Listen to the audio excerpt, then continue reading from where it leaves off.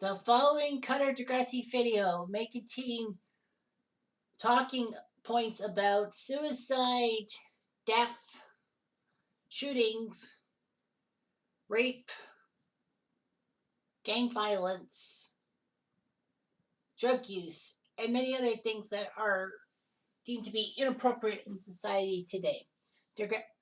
Please note that these Degrassi storylines were basically not based on real events, but due to the writers. So viewer discretion is strongly advised. This video is 14 plus.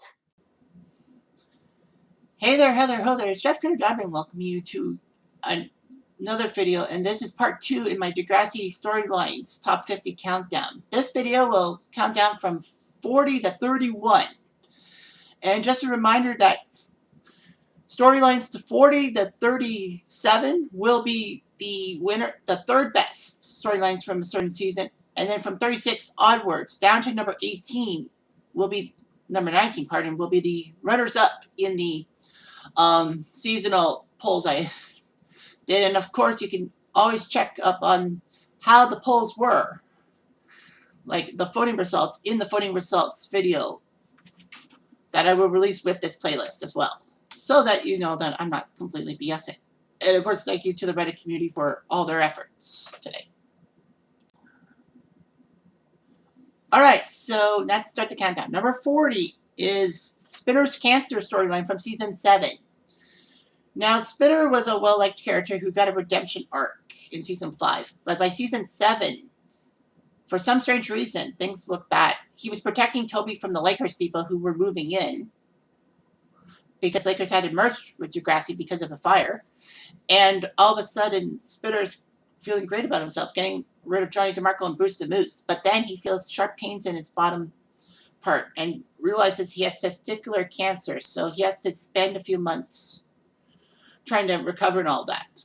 Spinner is upset with having ball cancer, losing one testicle and having cancer. And he's worried that he's going to end up missing school so much that he has to take another year at Degrassi because, he's not doing well in school and he's afraid he's going to fail. However, Hatzilakos does tell Spinner that Spinner needs to get treatments and he needs to take time off and all that. And Hatzilakos will not penalize Spinner, saying that, it will be terrible. I mean, that thing is twofold. Number one is because Spinner already lost a year because he got expelled for the Rick Murray situation. And number two is that I think Hatzilakos kind of knew that Spinner should not be risking his life and all that. Hatzilakos made the awkward decision to hold Jimmy back a year because of his rehab. But, and Spinner was happy he got to graduate this time. All right, at number 39 is Ellies, self-harm in season 3. And this was a tight one. Season 3 had a lot of good storylines, and of course it won the Degrassi Seasons poll. But anyway, Ellies cutting, being number 3, was hard-pressed.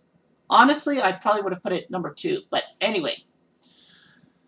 Ellie's father was going to the military and going off to Afghanistan. And Ellie's mom couldn't handle the fact that her husband was gone and started drinking on the couch and being a rock, a bog on a log, or whatever you want to call it. So basically, Ellie tries her best to take care of her mom and all that, but doesn't feel like it. And then she finds a compass and, slashes her arm, and it feels good about herself. She has a co-op job she has to try to deal with alongside her ailing mom, and the pressure was getting to her. Paige caught Ellie cutting herself in a sense because Ellie did it at school and her arm felt and all that, the blood. But Paige was worried about it. Paige says she wasn't after Ellie's co-op job, she was just looking out for Ellie. And with Paige's help, Ellie does get the help. And in that episode, she doesn't really say much to Miss Sauve, but Miss Sauve understands that it takes time to open up. And Ellie does get help and all that. And then season 4, her mom gets better and gets Ellie to come back home, and everything seems to be okay. So that's good, I guess. At number 38 is JT and Liberty's pregnancy angle from season 5. We saw a bit of hints that Liberty could have been pregnant because at a wrap party for the Jay and Silent Bob movie in season 4, Liberty was craving pickles, and Ashley's like, Liberty doesn't really eat pickles. So Liberty ends up revealing to JT that she's 5 months pregnant, and JT crashes his car. And then all of a sudden, it's like, Liberty's dealing with the pregnancy. But the weird thing is that Liberty's parents don't even know about the pregnancy and all that. Danny does have an idea because when Liberty keeps going to the bathroom in the morning because of morning sickness, he has a hunch. So Danny's told to take care of a baby in class for like parenting thing. And Danny tells Liberty and JT, you'll help me deal with this kid or else I'm going to tell mom and dad about Liberty being pregnant. They both do a decent job with it, but Liberty does end up telling her parents she's pregnant. Mostly because like when JT decides to try to figure something out about living with Liberty. And so he talks to his grandmother, and his grandmother's not really too pleased about JT impregnating Liberty. And she figures that JT's going to run out on the kids, kind of like what JT's dad did on JT and his mom. And JT says, I'm not going to be like my dad. I'm going to be responsible and all that. It does raise the point that JT's mom is not around, possibly dead, and that's his grandmother's raising JT. However, Liberty says that compared to my parents, your grandmother is a lamb. So JT tries something big. He quits his TV job and becomes a pharmaceutical assistant. But Jay pops up out of the picture and gets JT to sell some pharmaceuticals because people will sell their own mothers for the stuff. So basically, JT tries his best to do the drug dealership. Liberty's not too pleased with it and basically asks JT to stop, obviously.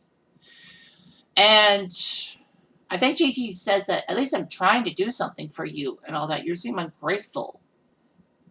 And of course, Liberty's trying to hide her pregnancy. It's weird how Liberty didn't get slut shamed and all that. And how she couldn't rely on too many friends because Emma and Manny weren't really her friends. So JT tries to quit the drug dealer game, but the drug dealer is not willing to let JT off the hook. So JT decides to take some Vicodin or whatever and pour it down and then basically kill himself. He does get the drugs out of his stomach pumped, but he's alive. And Liberty basically says that I need to break up with you and I'm putting the baby up for adoption. Because we both made a mistake. It seems that Liberty basically was playing JT like a fiddle. Liberty gives birth. She ends up having postpartum depression, but her parents basically don't want to hear it, saying that Liberty needs to focus on her academics and all that. Liberty is so distraught that she drinks from her parents' liquor cabinet. And Derek, Danny's friend, says that, I was adopted too, but my mom gave a treasure chest. So basically, that's what Liberty does, an adoption chest for her baby who's going to move to Seattle and all that. I say it was. And number 37, and the last one that actually was a third place group in the seasons was Paiges Rape. Now, the problem was that I could have put it within season 2 and also season 4. I put it within season 4 because that's when the storyline ended, and we got kind of a answer. So in season 2, Paige meets this soccer player from Bardell. I called him a lacrosse player in one of my earlier videos, but anyway, Dean invites Paige to a party, and Paige likes him, but Dean basically has sex with her and basically rapes her against Paige's will. Paige is scared that this will get out, and her queen bee personality. Ashley basically tells Paige that she knows about rape because she's read it up, and Paige gets furious. But then Ashley learns that Paige was raped and takes it easy on Paige. I think in a sense, Ashley may have wanted to destroy Paige because it was Paige who kind of, as the queen bee, forced Ashley to lose her friends, especially Hazel and Terry in season 2. I still blame Paige for that. But anyway, yeah, Ashley is willing to help Paige out. They do a song competition. Ashley has some strong lyrics, but Paige doesn't want to read them. But then when Dean was at the talent show, she basically changes it around and does Ashley's lyrics and gets Dean angry, especially with the fact that Bardell was coming to play basketball against Degrassi. JT, as the mascot, decided to try to destroy Dean for Paige, and Paige then tells Dean she's going after Dean, and nobody's going to protect him, and that the mascot won't go after him, but I will. She's a strong individual woman. I like that. And then nothing really happens in season 3, and then season 4 pops up, and at the beginning of season 4, Paige is told by a police officer that her case is going to trial about the rape on Dean, with Dean. Paige isn't sure if she should do it because she's scared that people are going to find out about this and that Spinner's going to break up with her. But Spinner convinces her to keep going. So she does. And Dean's lawyer basically grills Paige, and Paige answers him honestly and truthfully and does well. Unfortunately, the judge delivers her verdict, and it wasn't good because of lack of evidence and all of that. Dean is let off the hook.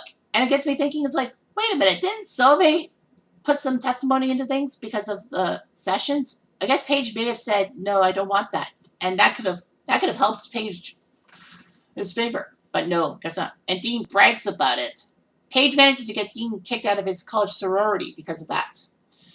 But basically, Paige decides to take it a step further by crashing Spinner's car into Dean's car. Spinner gets in trouble. Spinner's willing to take the rap, but Paige says that she will take the rap. She sees Dean at the police station and says, sorry to ruin your fun, but I'm going to confess. That's what good people do when bad things happen. It seems like Dean doesn't learn his lesson because Dean says, well, then why do you come back to me every time? If you want to get rid of me, then just stay away from me. But Paige does get in trouble. She's not allowed to drive for a year. She has to do community service, and she's willing to pay Spinner back for every cent about the damage to his car. So, yeah, Paige at least took responsibility, and that's why she rocked, in a sense. At number 36, the first of the runners-up, the season 18 runner-up, like the last season runner-up, was Miles and Lola's relationship. After the bus crash in season 2 of the next class, or season 16, if you will, Miles is upset that people are not looking toward Tristan. So he wanted to post some hospital stuff about Tristan, but Snake blocked it. And Miles says, everyone's forgetting about Tristan because, Miles was still with Tristan. And then he says, over the summer, I helped Tristan, and then shows some gory photos. Perino throws Miles into detention, which he bumps into Lola because Lola got in trouble for something to do with Tiny. And they hit it off. And Miles, in fact, at a party, actually impregnates Lola. And Lola goes to the abortion clinic. Now, this was the first time, I think, in Canadian history that a show actually took Lola to the room where the abortion was going to be happening. Unlike season 3, when Manny, with her abortion, it was just the room with her mother and the doctor, but differently. And Miles doesn't know what to do, but Tristan does say that Miles should be with Lola if he has to, because he doesn't want to ruin Miles' happiness. Unfortunately, Lola and Miles are not an item. It is basically Lola inside and Miles and maybe Tristan? Who knows? At number 35 is the Lakehurst merge from season 7. Kind of funny how this was actually the runner-up and not Spinner's cancer. But anyhow, Lakehurst was at the center of trouble in season 6 to do with JT dying and all that. The rivalry between Degrassi and Lakehurst, which was too short in season 6. But by season 7, the Lakehurst people moved in because of a fire at their school. It wasn't quite known what happened. How did it burn and all that? Some people theorized that some Degrassi people may have wanted to burn it down. But then again, they would have been caught and we would have found out about it, unless the writer screwed it up. So anyway, Lakehurst brought some people in to get in with Degrassi. And Degrassi's a little uneasy with Lakehurst people coming in, especially Toby, because, his best friend died. So Toby does a podcast and all that, but then he realizes that he's being rude and then does an episode about how he should welcome Lakehurst in. But of course, yeah, Lakehurst was brought in. You got people like Johnny DeMarco, Bruce the Moose, Holly, Sav, Anya, Jane, Lucas, all those people. Now, Lakehurst does play a good part in season 7 because of the fact that the Lakehurst people basically did not like Simpson for his role in season 7. In a storyline I will talk about in the top 10. So stay tuned for that. And then, because this was a clever way for the writers to add more characters because, with a big graduation, Emma's class graduating and the show was still continuing after season 7, that they wanted to keep things going. And it kind of worked in a way, don't you think? And at number 34 is the season 15 episode about Lola and female masturbation. Now, this is kind of a off-putting topic to talk about and all that. I'm just glad that, that didn't win season 15.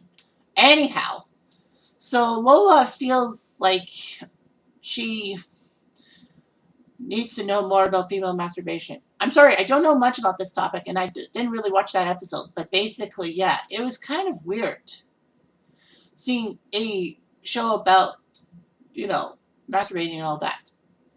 I don't really think that Degrassi really took it, unless you count JT's penis pump in season 4. But anyway, yeah, I just didn't find it cute enough, and I just don't think it was a nice storyline for me. But of course, that's just my opinion, and that's the way it goes. At number 33 is Esme's polyamorous relationship from season 18. No, sorry, Miles and Lola was from season 17. I screwed up. Yeah, Miles and Lola's relationship season 17 was at number 36. My mistake. I screwed up. Esme's polyamorous relationship is from season 18. Esme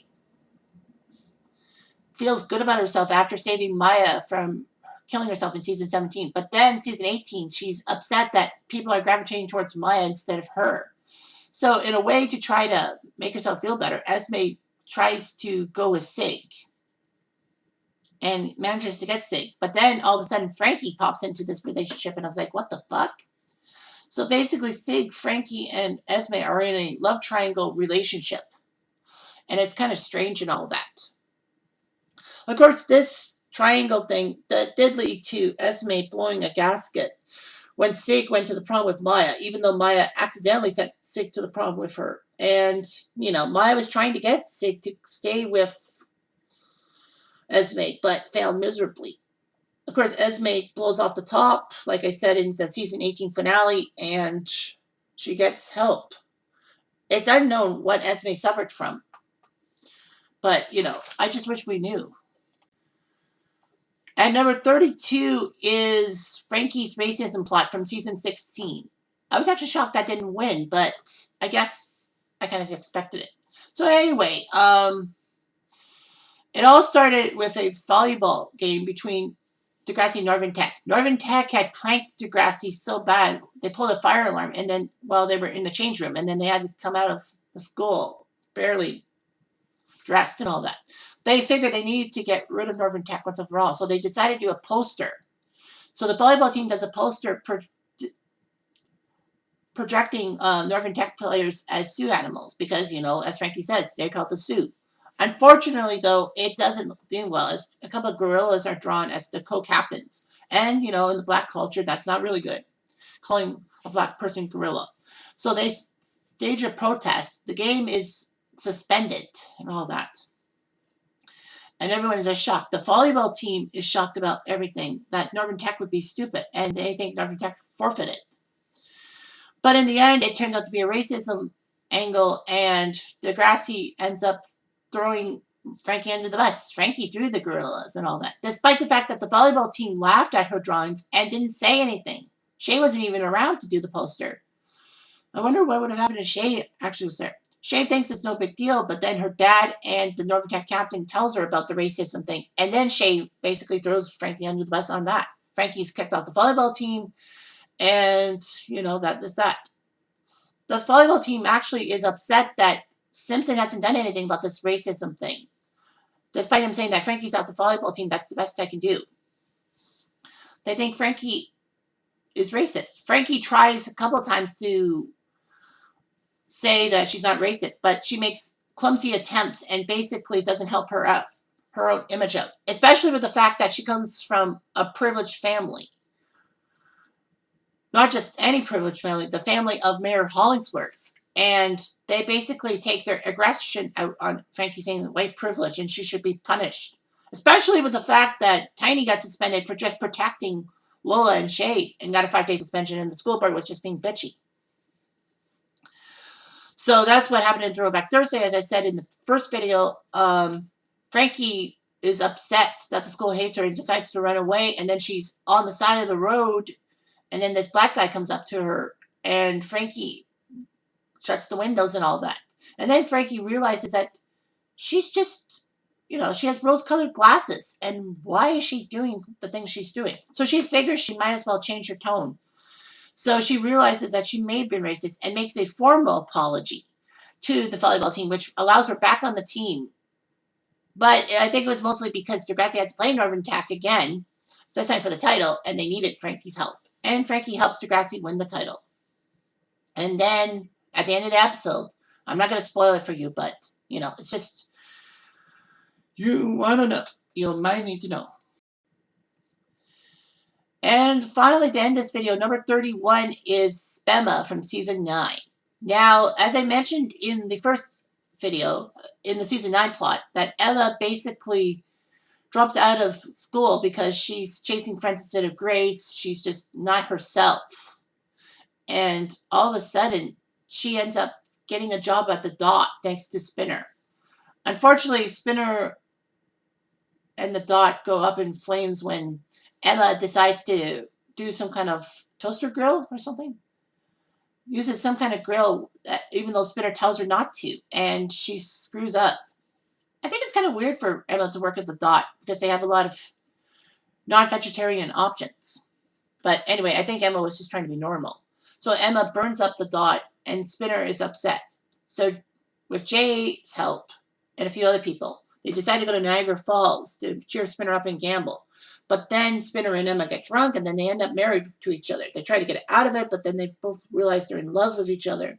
And so they decide to tell Snake and Spike about their nuptials and decide to get a proper ceremony at the beach.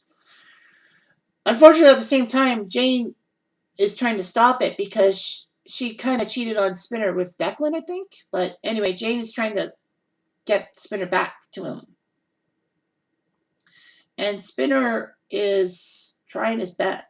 But, Jane gets there, tries to break up the wedding, but Manny won't let Jane do it. And, they get into a fight. But Jane realizes that Spinner should be happy. So Spinner and Emma get married with Jay officiating, which was weird. And Jay, kind of a weird person. But anyway, yeah. It was weird to see Spike and Snake there. I think they were renewing their own vows. And then apparently they missed a few people. The Spuds, Sav's band plays for them. Oh, the Studs, sorry. Peter and Sav and the band plays at the thing. And there's allegedly a stand-in for Toby. Like, they didn't bring the original Toby back. But anyhow, Spinner and Emma are married, and then they're still married as of Throwback Thursday, and people were like, why? So anyway, that's all I've got for this video. Thanks for watching. Have a good day.